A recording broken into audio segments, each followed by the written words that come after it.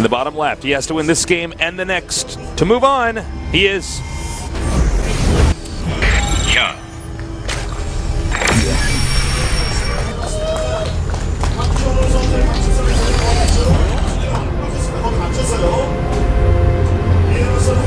And in the upper right, we have our Protoss player.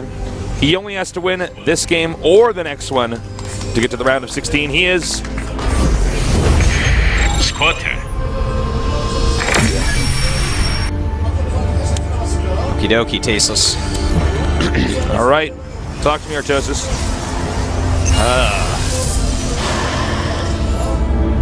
Well, I mean, this is open up standard, and it's going to for the next few moments. Absolutely. Yeah. So if you were a gummy worm, what color would you be? What colors? If it was I would be red. You would be a red gummy worm. Boom. Huh. I would be an orange one. Yeah, you would be actually. Yeah, I would. That makes pretty sense. obvious. Yeah. All right. I could see you being a green gummy worm. Are you joking? Yes, of course. You're not a green gummy worm. Of course I'm not. I was actually going to quit the casting Archon if you kept that up. I am not. With the constant bullying. Yeah. No. You said what? A green gummy worm? Everyone knows that Wolf would be the green gummy worm. I don't take that crap, Dave. And the Caldor would be the blue gummy shark. Well, he'd be the giant gummy bear that you get, actually, that costs like $15 that you never can eat all of. Oh, yeah. If you eat that entire gummy bear, you actually get diabetes. Yes. Okay.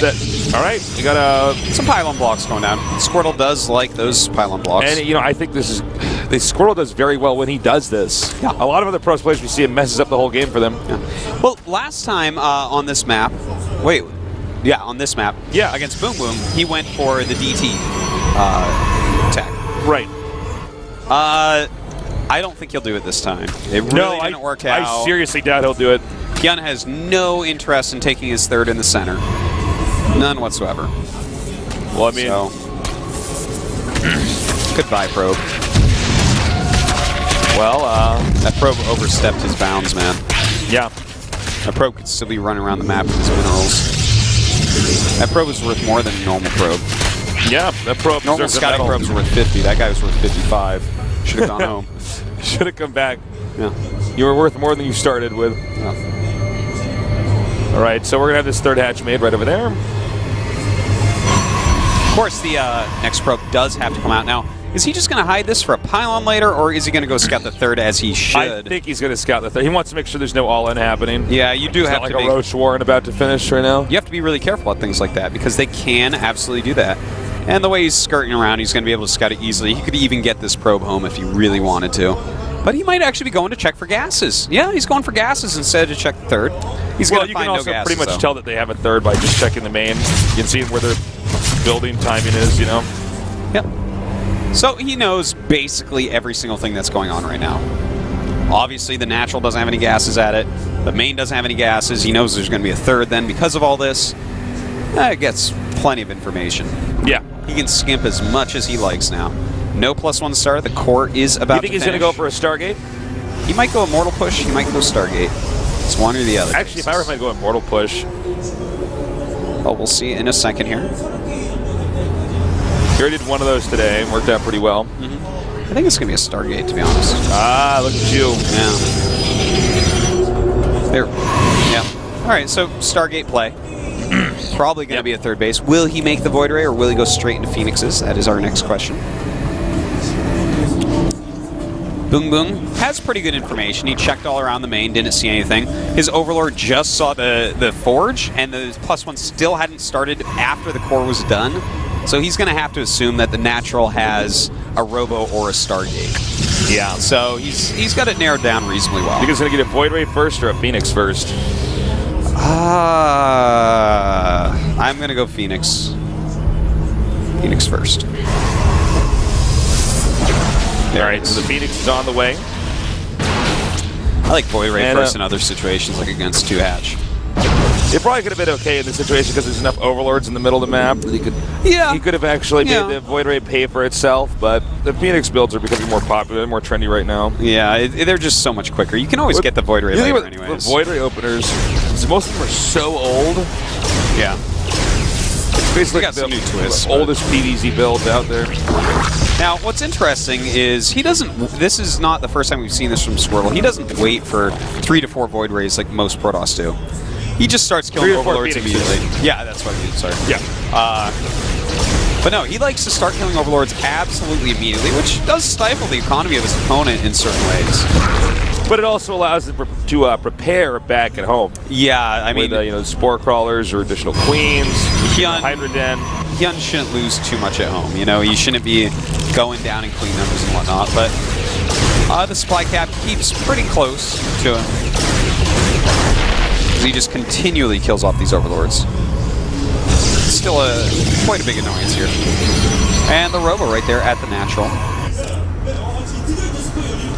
Phoenix is now going to come out here, pick up a few drones wherever they can. And he's going to want to keep an eye on exactly what's going on with these Phoenixes. Keep an eye, are there drones popping out? Are there roaches and lings popping out? And this is something I really like that HyuN does. He does not screw around against Stargate. He actually gets like 2 spores in most locations. Whereas a lot of other Zergs get 1, and then the Phoenixes pick stuff off non-stop. Yeah, they'll go to the gases or something and nab a drone, something like that. So the Hydra Den's about halfway done here. You can see link speed is finishing as my sentence is finishing. Look at the Protoss taking a 3rd right now. And and he's going to start next to that clap my hands. I'm like, watch this, and like, I've convinced myself that this illusion that I am controlling the players. Yeah, as I finished this sentence, that was so funny, Taste. It's like, I can't even tell you. Well, when I said it, I was like, it's kind of a neat way to say it, because it's going to basically be done like right then, but yeah. Good job there, getting some drones. Yeah. And now the Void Ray's out. Yeah, now the Void Ray is going to be seen by that watchtower as I snap my fingers. Sorry, Taste. You're just so full of gems this week, man. I'm so glad that we had 6 weeks off. I know, we got to recharge, man. New stuff like, no, the Banshee. Oh no, it's oh no, the Banshee. Okay. See, I messed up. I can't deliver lines like that. You're the king. You're the master. All right, well, the Hydras are out. Oh, man, that's bad. Right. Oh, jeez. So, I mean, the Void Ray is pretty expensive. You can't just lose it like that. Yeah, the Void Ray was completely non-sequential. And it's there to... I said the non-sequential. Non-sequential. I'm like, it wasn't in order numerically speaking. All right, so the 4th base does come up. That's something the Hydras are quite good for. We basically whittled down that it takes what exactly... It's past the 3.5-hour marker of casting to where our brains start to slow down, and that's when we get these gems. I don't want to claim that our jokes were good enough in the beginning that we haven't been this bad the whole time, to be honest. You're probably right. Yeah, I think I might be right on that one, Tasteless. All right, so we're in these Hydras, a little bit of annoyance, trying to keep these Phoenixes back. He wants to keep the Phoenixes alive, because let's say that there is one big all-out engagement with those Hydras. The Phoenixes actually can kill them off very quickly if HyuN doesn't target them down instantly with the Hydras. So they're still actually quite useful in this game. Yeah. Well, we were the 3rd secured here. Blink about to finish. We're probably going to see the Protoss push out, claim the 4th base up here in a little bit. Not make a 4th base there, but just kind of claim that location. If he does move out too quickly, there's a lot of lings that were just made, so that could be a dangerous maneuver. He is getting Colossus tech, though, so that's something that's really going to help him out in that situation. If you notice here, the building placement's pretty good. It's one where it's going to be not too hard for the Zerg to defend.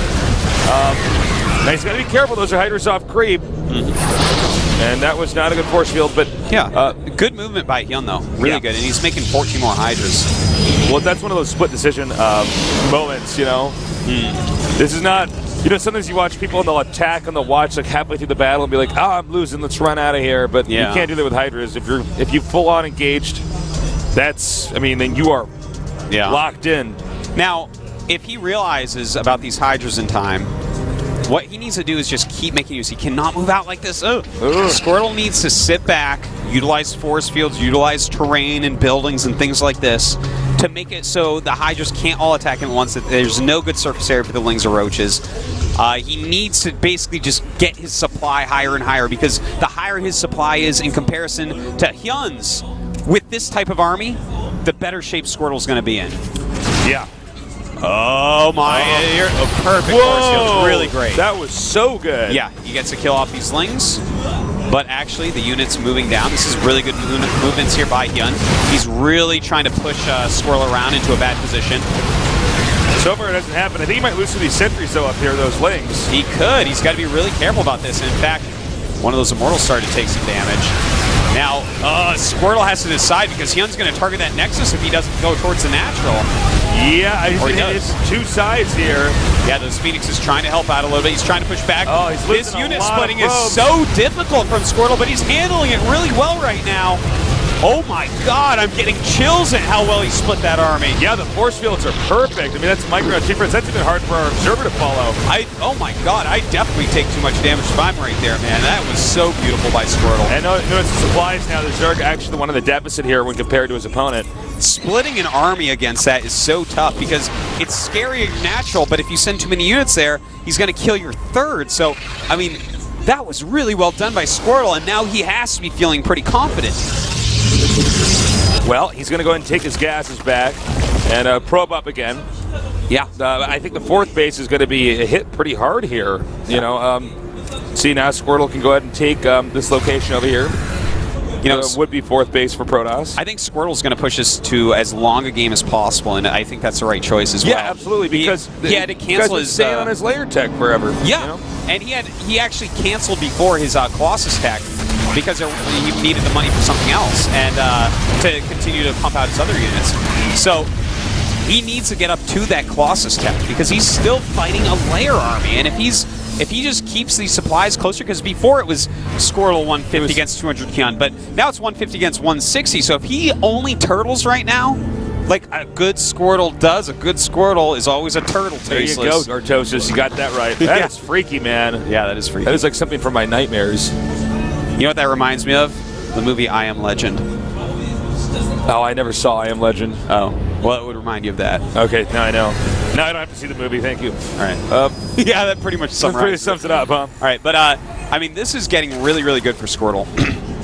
This next attack should not be able to do all that well. He still does have 6 sentries, which is quite nice. And here we go. Tastes great. Force field's going down. Those Hydras not going to be able to get. Look at that. He stepped back so the Hydras behind the force fields couldn't hit him at all. Beautiful, beautiful battle micro by Squirtle here. A lot of times, when you're facing off against Hydras, it's about pushing them away. Yes. And not isolating them with you. Unless you can clearly overwhelm them and dominate them. But I mean, this clump of Hydras, this is a lot of DPS, guys. It is so much. He's got to be very careful, though. Colossus is coming out. Colossus doesn't have the type of range yet that he needs. The Thermal Lance is not done. He's helping out quite a bit. The Hydra's trying to walk forward and snipe him, and the Colossus gets pulled back.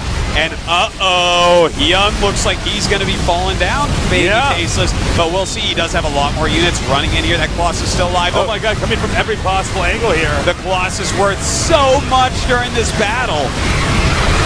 Wow, Squirtle just controlling this game beautifully.